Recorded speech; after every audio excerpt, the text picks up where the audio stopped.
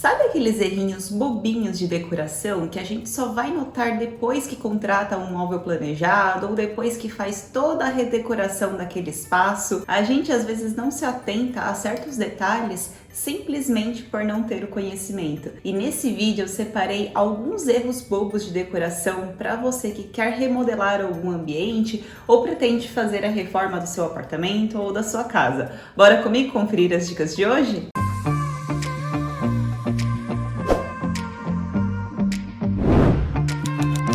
Oi pessoal, tudo bem com vocês? Sou Bruna Cesário, arquiteta para quem ainda não me conhece, e nesse canal eu falo dicas sobre decoração, sobre reforma. Se você é novo por aqui, já te convido a se inscrever e a ativar o sininho da notificação, obviamente se você curtir o conteúdo. E você que me conhece, puder deixar o seu like na confiança, ficarei super agradecida. Bom gente, para iniciar vou falar de um erro aí sobre iluminação. Muitas pessoas, elas fazem a escolha equivocada das luminárias de cada ambiente. Você sabia que para cada ambiente tem uma determinada temperatura, um grau de escala ideal para aquele ambiente? Por exemplo, na sala de estar, na sala de jantar, quartos, ambientes que necessitam maior conforto, maior descanso, a gente opta por lâmpadas que tenham a temperatura aí entre 4.000 e 4.500 Kelvin, que é o branco neutro. Isso para uma iluminação geral, tá bom?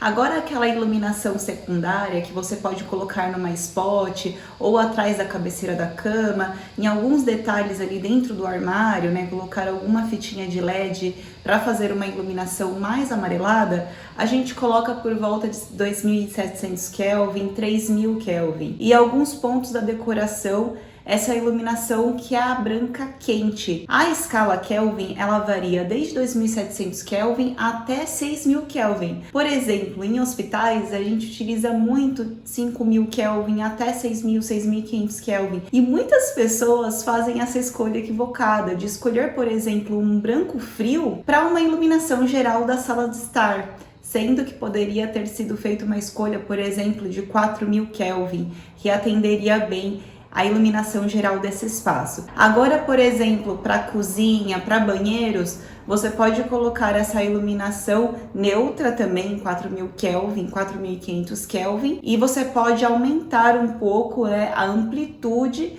dessa iluminação, colocar um pouco mais essa iluminação neutra e poucos pontos de iluminação secundária. Por exemplo, abaixo de um armário superior da cozinha, você pode colocar uma fitinha de LED ali que tenha por volta de 2.700, 3.000 Kelvin, que é essa iluminação branca quente, que é um pouquinho mais amarelada. Bom, gente, essa questão da iluminação, ela depende muito, além da temperatura, a potência também, tá bom? Quanto maior a potência, maior é a intensidade da luz naquele local. Quando você for comprar a iluminação da sua casa, converse com o vendedor, verifique a potência, a temperatura para a escolha ideal da iluminação naquele ambiente. O segundo erro, pessoal, super comum é quando eu pego um projeto de alguns clientes que já fecharam o projeto de móveis planejados na loja e, por exemplo, o quarto possui todos os móveis planejados da mesma cor, do mesmo amadeirado, ou seja, quando não tem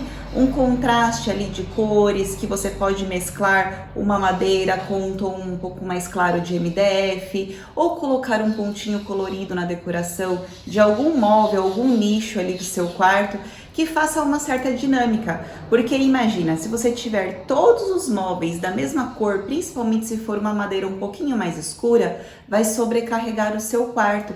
E se ele for pequenininho, ainda vai dar a sensação de que ele é menor. Então uma dica aí que eu te dou super valiosa é de você tentar mesclar o claro com um tom um pouco amadeirado ou colocar um pontinho ali de cor na marcenaria, que vai dar uma certa dinâmica e vai deixar o seu projeto mais elegante. Ou até mesmo quando a cozinha possui todo o tom ali amadeirado dos móveis inferiores e superiores e tem aquela sala, né, que aparece ali como plano de fundo a cozinha e tem um painel na sala com o mesmo painel, o mesmo tom amadeirado da cozinha. Então o que você poderia fazer? Mesclar os tons dentro da sua paleta de cores, escolher de 4, 5, 6 cores e ir mesclando também na marcenaria, fazendo um pouco essa dinâmica. E para você que ainda não assistiu o vídeo sobre paleta de cores, eu explico um pouquinho melhor como você pode escolher a sua paleta de cores de acordo com a sua personalidade, com o seu gosto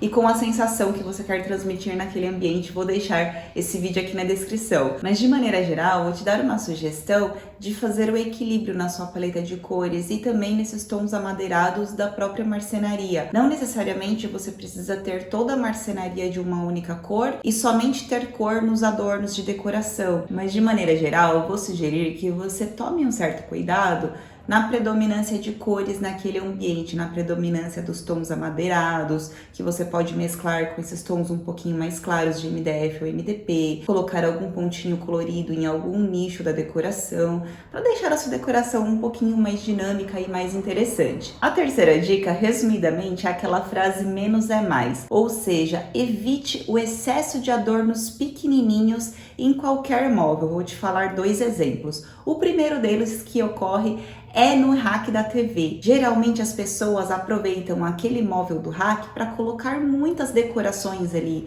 Ou, por exemplo, nas prateleiras do painel do rack, coloca muitos quadrinhos pequenos, muitos adornos pequenininhos que acabam poluindo aquele ambiente. Sendo que se você colocasse alguns adornos um pouquinho maiores, mais proporcionais, um vaso legal, um quadro legal e colocasse menos decorações, o seu ambiente ali da sala de estar iria ficar muito mais elegante. Outro exemplo são os aparadores. As pessoas aproveitam o aparador, a superfície do aparador, para colocar muita informação ali em cima, muitas decorações pequenininhas. E você sabia que existem algumas bandejas decorativas que você pode colocar alguma bebida, algumas decorações ali dentro que já vai ficar com um aspecto mais organizado do seu aparador, fica uma decoração mais elegante. Falei 2 exemplos aqui, mas isso ocorre em toda a decoração, tá bom? Outro exemplo que eu lembrei agora, quando você coloca muitos quadros pequenininhos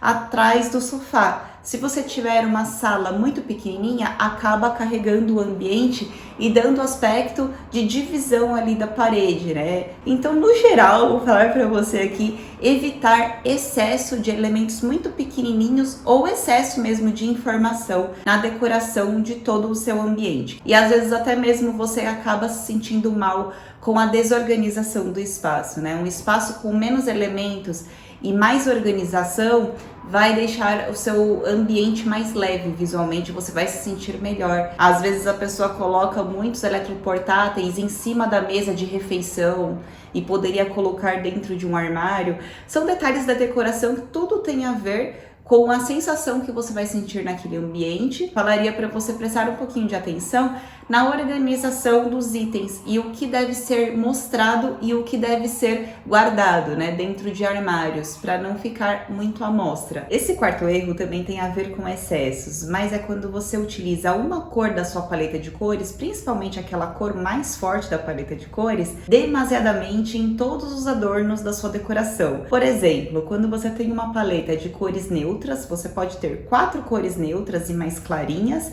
e tem uma cor chamativa, como o vermelho. E você vai replicando em vários itens, como quadro, tapete, mesinha lateral, almofada, manta de sofá, e você vai replicando em vários pontos, até mesmo para criar uma certa conexão entre os ambientes, entre a decoração, porém causa um certo excesso que acaba deixando a sua decoração sobrecarregada e cansativa. Qual é a minha sugestão para você? Escolha uma segunda cor para também fazer o destaque com essa cor. A vermelha, por exemplo, pode ser um azul, e você mescla ali dentro da sua paleta de cores, ou até mesmo pode ser uma outra cor, como cinza, se você não quiser dar tanto destaque e contraste na decoração, não sobrecarregando o seu ambiente. A minha sugestão é que você tenha um certo equilíbrio na utilização das cores da sua paleta. Essa cor de destaque você pode colocar na composição final de 10 a 15% da decoração, dos itens decorativos. Por exemplo, uma outra cor que você poderia colocar é um azul, azul, que poderia fazer parte de 20 a 30% da sua decoração, mesclando com esses tons neutros, que poderia fazer parte de 50 a 60% de toda a composição do espaço, justamente para deixar o seu ambiente um pouco mais descontraído, um pouco mais dinâmico, menos monótono e menos cansativo do que você colocar uma cor única em vários pontos de destaque na decoração. Para fechar esses erros de decoração, pessoal, vou falar de um erro também super comum, que é quando a pessoa escolhe um item de decoração, que pode ser um móvel solto, ou pode ser também um revestimento de piso, de parede, e acha que aquele item específico faz parte de um estilo de decoração. Por exemplo, quando você escolhe uma mesa de madeira maciça, bonita para sua sala, e você já acha que aquele estilo é rústico, sendo que não, por muitas vezes pode ser um estilo contemporâneo com uma pitada de rústico. Outro exemplo também é quando a pessoa coloca o tijolinho branco, por exemplo, um tijolinho branco na parede e um piso mais de cimento queimado e acha que aquela decoração é industrial, sendo que ela pode ser rústica, né? Outro exemplo é quando você tem um móvel vintage, por exemplo, uma cristaleira que passou de pai para filho, que é da sua família, é uma decoração um pouco mais afetiva. E você tem aquela cristaleira na sua sala e você já acha que a sua sala tem um estilo vintage.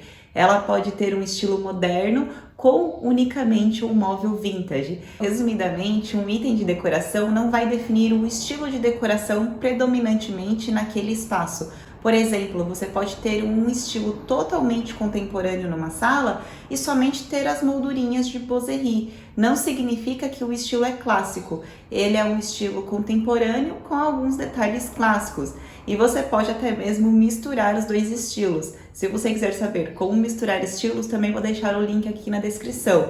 Você pode ter 1, 2 estilos. Eu aconselho as pessoas que principalmente são muito indecisas, escolher no máximo 2 estilos, tá bom? Para você não se confundir muito na escolha de revestimentos ou mobiliários, ou decoração no geral. Bom, espero que vocês tenham gostado do vídeo. Comente aqui embaixo o que você achou desses erros, se você concorda, se não concorda também. Vou ficar super feliz com a sua participação. Até o próximo vídeo, pessoal. Tchau, tchau!